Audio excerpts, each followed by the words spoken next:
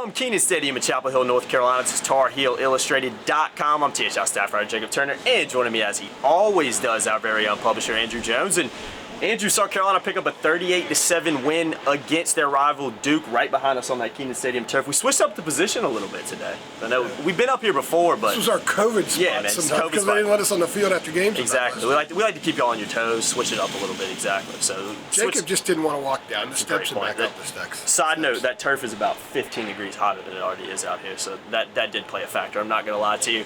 But like I said, Carolina picking up a big 38-7 win over the Blue Devils. I think we have to start with the defense. I think it's the only place we can start. I thought the defense played really well today, barring maybe the first few possessions when kind of Duke had a couple of big runs right up the middle between tackles. I think Duke only ended up with 314 total yards of offense. So I thought, besides a few possessions early on, and obviously the one to start the second half, first play of the second half, which was kind of reminded me of the UVA game a couple years ago in the second half when I can't remember who the quarterback was with the Bryce Perkins, perfect. Had that long run around the end and just didn't get touched. And I remember Bateman, I was on the sidelines, just absolutely chewed his defense out for lack of effort. And it kind of reminded me of that in some ways as well. But overall, defensively, thought Carolina looked really well and definitely much improved from what we saw only a week ago down in Atlanta. Yeah, the third possession, I think, was the turnover. Trey returned 63 yards. Or they say 63. 2 forced turnovers as well, too, yeah. The official stats says 63 yards. I got to go watch replay. I don't think it was that long. Yeah. Doesn't matter. They haven't scored a defensive touchdown since the Military Bowl. Yep. Storm Duck, who's now out again, he picked one off in a pick six that game. So Max said earlier in the week, hey, we're not forcing turnovers, we're not getting sacks. So they got 2 turnovers, one of them directly into a touchdown, and they got 5 sacks today. And they had a lot of pressure on Duke quarterback. I thought that was kind of the difference in the game. That was a key moment of the game because I just sensed Carolina was a different team after that. Yeah. I think they were tight. Mack even said that they were feeling some pressure. The team was, and I'm just talking defense. The team was. Felt like they had let people down. There were a lot of empty seats in here today. 2 years ago when Duke came into this place, it was full because it was just nothing but optimism. Even though the team had a few losses, people kind of feel let down right now. I think Mac's right. Fans feel that way. Just look around this stadium. I think the players were a bit tight. Yeah, I can see that. They weren't very good offensively. All of a sudden, boom, the 75-yard play, which camouflaged a lot of stuff, didn't go well. And defensively, Duke was having a lot of success running right at them. I don't know why on earth Duke passed the ball. They were having a ton of success, but they did. Carolina put them in that situation, got the turnover, got the touchdown, and everything about Carolina's disposition changed. The defense was phenomenal from that point on. In fact, up to the right before the play in which they got the turnover, Carolina, I think, had given up 7.1 yards of play to Duke. After that, it was like 1.9 the rest of the way, especially if you take away the 80-yard run, or 80-yard touchdown play. The bottom line is very simple. Duke had 314 yards of offense. They had like 90-something or whatever, 138 up to that turnover. Take that away, they were below 100 yards on their final 42 of their last 43 offensive snaps. Pretty good. Defense was getting in the backfield. Miles Murphy was all over the place. Gemmel looked more athletic than before. He said after the game that the back seven met together in total, all of them together 3 times this week. Previously, they would meet at a certain time. The guys that had class wouldn't make it. They would come in and kind of catch up on it later, but they waited and pushed those meetings back so they could all be in there at the same time. And I didn't see pre-snap confusion on defense like we saw a lot. I didn't see Gemmel running around having to do his He wasn't. Last week he had his back to the ball when it was snapped twice because he's trying to get guys lined up. He said the communication was a lot better. They were all on the same page, and they were getting push up front. Miles Murphy was getting stuff done. Both Fox brothers had sacks. And I think that was the story of the game for what this team did well today, that it hadn't been consistently doing well coming into this. And also, Cam Kelly said they took 45 points last week to Georgia Tech personally, and they were on a mission to not make that happen. So if it wasn't for that 80-yard play, in which Carolina may not have looked all that set, even though it was the first play of the half, outside of that, they dominated. I would agree, yeah. They totally dominated. How many times have we said North Carolina's defense has dominated in the last 15 years? Definitely. 20 years. And 24 years. Just to add this to it as well, you talked about the sense of optimism kind of a little bit from the fans maybe going away a little bit. And I actually sat in the stands today. I've sat a couple times this year, been in the press box a couple times as well. And I could get a sense of that too, to be honest with you. Just kind of the vibe from talking to some people around me.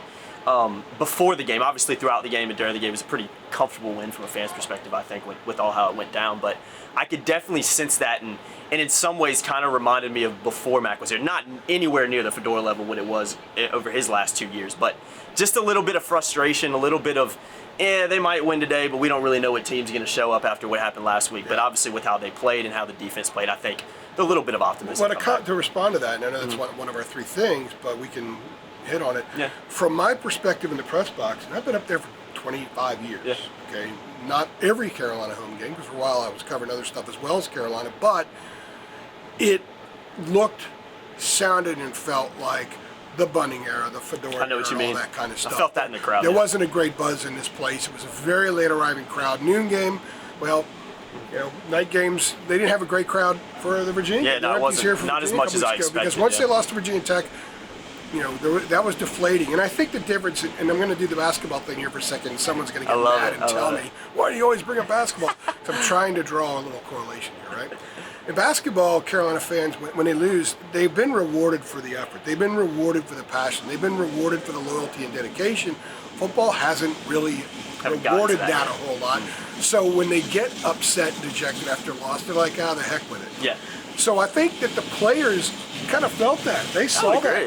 Yeah. Mac opened, he brought it up. He wasn't asked about it at first, and then we asked some of the players about it afterward, and I think that's clearly something. Yeah. So I guess this is 4 things. Yeah, literally. From Carolina's win over Duke. There's a lot to add on to it. So, but I do think that's an interesting part of this, and maybe they can be more at ease. And Sam said, when we're more at ease, we're a better team. Well, that all translated to the period when the offense got it going. Definitely. After it was 14-0, because they scored the touchdown, the 75-yarder, and then boom, the defensive touchdown. So by the time the offense got it back again, Kenan Johnson was in at center. He was the 3rd center of the day. Then the offense started moving some. They actually had some success inside between the tackles. So, you feel pretty good about things. You kind of relax and not tight. It's amazing what a difference that makes. Absolutely. Let's switch over to the offensive side for kind of the second thing we want to hit on. There's a lot of kind of talk about, and yeah, exactly. Right? I think a lot of the frustration in some ways from the fans, from talking to them and what I've seen, comes on the offensive side of the ball in some ways. Obviously, after last week, there was a lot of frustration with the defense too, but I thought that the offense, found a way. And I don't think by any means they were spectacular today. I thought a crazy stat that I saw was I think Josh Downs finished with about 160-some yards receiving. You look at the other, not counting the running backs and tight ends, the other 3 receivers that played today or had a catch today come out for 3 catches for 22 yards, I believe, no touchdowns. So Josh Downs is the main target. I think Ty Chandler was the second receiver out there, but I think what really a lot of people and what the main talking point has been throughout the season, because we've hit on it, is the offensive line. Continue to struggle a little bit today. We saw a lot of rotation. We saw Caden Baker come in at center. We saw Kenan Johnson play there. Brian Anderson play there. We even saw some movement with guys shifting around. Azudu kind of moving all over the place. William Barnes and Ed Montillas playing a lot of snaps. So that continues to be a position group that seems to not have it figured out right now. And 5 games in, it could be the identity of this team. We're just going to have to wait and see.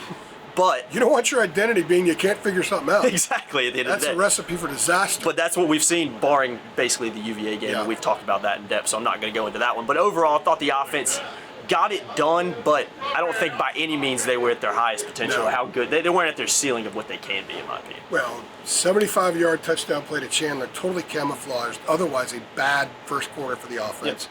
63-yard touchdown that Downs made happen because he's Josh Downs. He's going to do that. Yeah. So that right there, you're talking, 140-some yards right there of the offense. Now, they did move the ball. Their first 6 runs between the tackles, and I hit on this, and some people got on me after Georgia State when I said, look, they ran the ball 23 times for an average of 3.1 yards a carry between the tackles against Georgia State. They won 59-17. Why are you making a big deal out of it? Because if you can't run power against them, you're going to have trouble running power in other games. They had trouble against Virginia Tech running power. They had trouble last week against Georgia Tech running power. In their first 6 runs today between the tackles, they had -3 yards.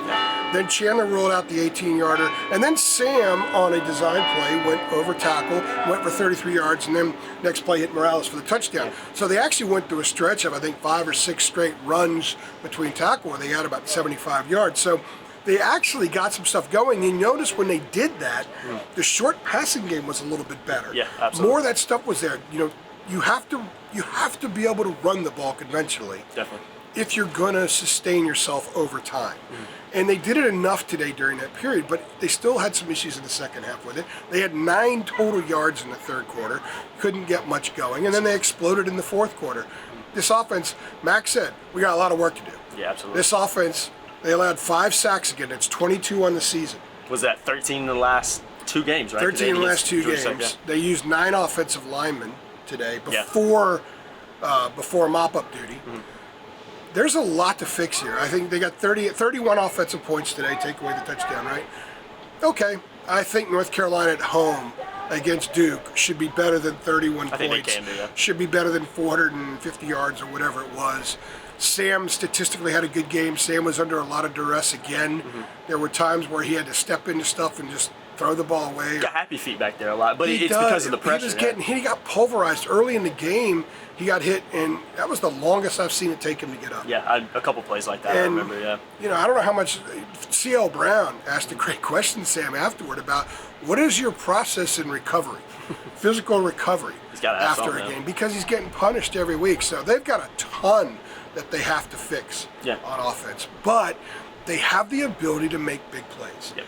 Chandler with another big play. The last 2 home games, he's had big plays. Josh Downs is who he is, so they can mask a lot of.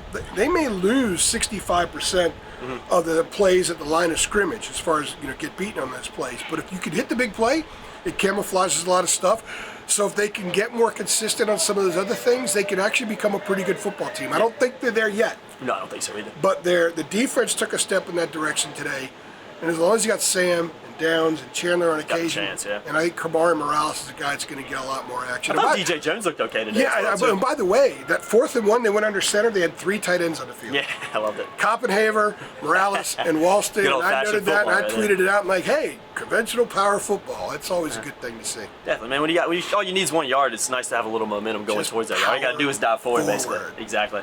I actually hit their hat with your hat and push. I actually remember looking to the people beside me when that happened. Was like, I love that play. Just do that more often. I think when all you need is a yard, just dive forward, basically. Last thing we want to hit on. We've already talked a lot about obviously the game, but let's look forward a little bit. AJ, what does this mean? What does this win, mean looking forward? Because just to add on real quick, I think you've got 2 very winnable games at home in particular, which obviously Carolina has struggled on the road. At home that I think are very winnable, that I think Carolina could be in a good position, maybe not what we thought they would be a couple weeks ago, but in a good position going to South Bend here in a few weeks.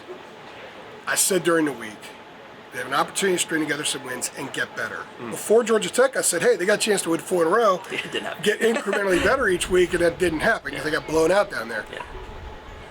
Coming into this game, I talked to somebody when I was on the way in. I said, he said, well, observing this team, what 2 things do you want to see today show improvement? I said, well, keep Blue Devils off Sam. Yep. And run the ball well between the tackles. Well, what did I just say a minute ago? Yeah. So I don't think that they would get high marks, certainly not in the pass protection. And in the run offense, I doubt they're going to get high marks when the film is graded. So they must get better in those 2 areas. They must protect Sam. They must be able to run the ball between the tackles conventionally.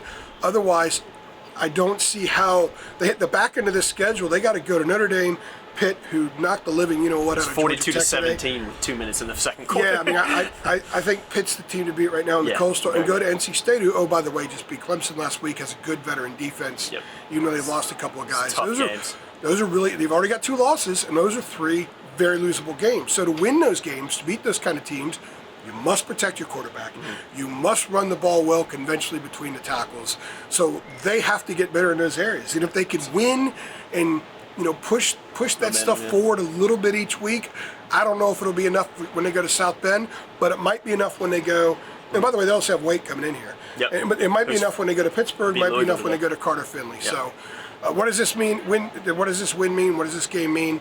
They got to win. They needed to get a win. Yeah. I think they feel better about themselves. Yeah, definitely. Confidence and they did some good stuff. And I think the defense stepping up and making plays is good because after last week, those guys, that was a rough film week. 13 missed tackles.